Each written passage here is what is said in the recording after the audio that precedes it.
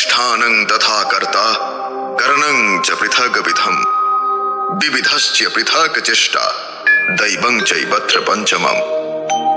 শ্রীমদ্ ভগবদ গীতায় ভগবান শ্রীকৃষ্ণ বলেছেন, অধিষ্ঠান অর্থাৎ দেহ, কর্তা, নানান প্রকার করণ অর্থাৎ ইন্দ্রিয় সমূহ, বিবিধ প্রচেষ্টা ও দৈব অর্থাৎ পরমাত্মা, এই পাঁচটি হচ্ছে কারণ।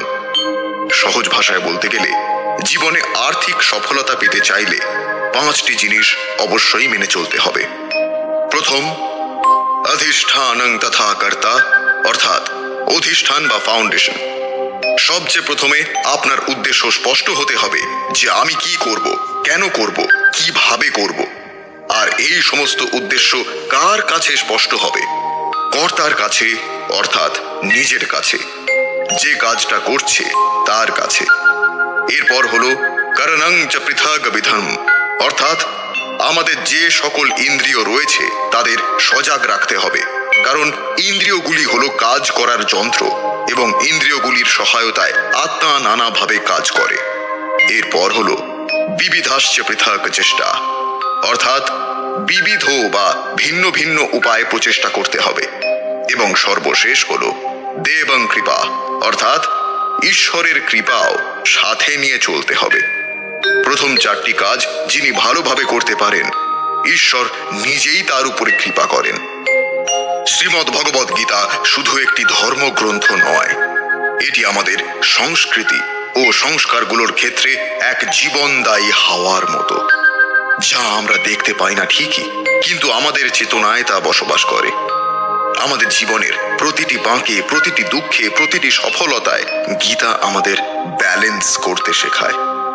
গীতা শেখায় যে কিভাবে আমাদের জীবনযাপন করলে কোনো রকম অনুতাপ থাকবে না, আর না থাকবে জীবনের প্রতি কোনো অভিযোগ।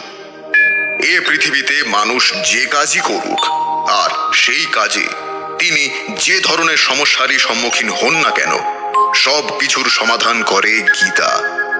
এই যেমন ব্যবসার ক্ষেত্রে নতুন শুরু হোক বা পুরনোকে এগিয়ে নিয়ে যাওয়া, অথবা চাকরির ক্ষেত্রে প্রমোশন হোক বা ফ্রাস্ট্রেটেড জীবন, এমন কত ধরনের সমস্যার সম্মুখীন তো মানুষকে প্রতিদিনই প্রায় হতে হয়। কিন্তু আপনি কি জানেন, এই সমস্ত সমস্যার সমাধান ভগবান শ্রীকৃষ্ণ হাজার হাজার বছর আগেই গীতাতে বলে দিয়ে গিয়েছিলেন। বিশ্বাস হচ্ছে না, তাই তো? বেশ, তাহলে আজ আমাদের এই অডিও শো আপনাকে মন দিয়ে শুনতে হবে। আজ আমরা কথা বলবো সেই সমস্যাগুলো নিয়ে যার কারণে হয়তো আপনার ভালো বিজনেস হঠাৎ করেই ক্ষতিগ্রস্ত হয়, অথবা চাকরিতে অপ্রীতিকর পরিস্থিতির সম্মুখীন হতে হয়। যে সমস্যাগুলোর কারণে মানুষ ধীরে ধীরে হতাশার সাগরে ডুবে যায়। উদাহরণ হিসেবে বলা যায়, ব্যবসায় নিজের অংশীদারের ধোঁকা দেওয়ার কারণে কত বিজনেস ক্ষতিগ্রস্ত হয়। আবার কারোর অফিস পলিটিক্সের কারণে প্রমোশন হতে হতেও হয় না।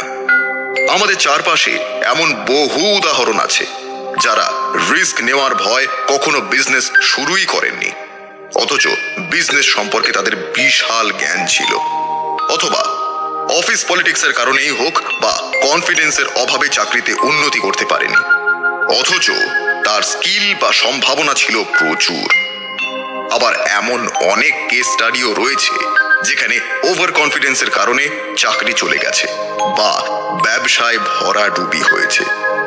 এমন পরিস্থিতিগুলোকেই কিভাবে হ্যান্ডেল করতে হয় এবং সেগুলোর সাথে কিভাবে ডিল করতে হয়, সেই রাস্তা বলে দেয় গীতা। আর আমরা আজ চেষ্টা করব এই অডিও শো এর মাধ্যমে গীতার জ্ঞানগুলো আপনাদের কাছে পৌঁছে দিতে, যাতে আপনি বিজনেসই করুন বা চাকরি, আর্থিক সাফল্য যেন আপনার জীবনের দরজায় এসে কড়া নাড়ে। নমস্কার বন্ধুরা, ভগবদ গীতা আর্থিক সাফল্যের চাবিকাঠি। তাহলে চলুন শ্রীমদ্ ভগবদ গীতার থেকে জেনে নিই জীবনে আর্থিক সাফল্য পাওয়ার উপায়, আর একজন সফল মানুষ হওয়ার পাশাপাশি একজন ভালো মানুষও হয়ে উঠি।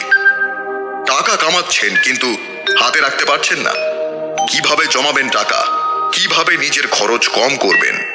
জীবনের পথে আর্থিক উন্নতি কিভাবে হবে? কোন জাদুতে আপনার সমস্ত আর্থিক সমস্যার হবে সমাধান? এই সবই কিন্তু তিনি অর্থাৎ ভগবান শ্রীকৃষ্ণ বলে গেছেন তার গীতা জ্ঞানের মাধ্যমে। আর সেই সেই রহস্যেরই পর্দা উন্মোচন করব আজ আমরা। তাই শুনতে থাকুন পরের এপিসোডগুলো।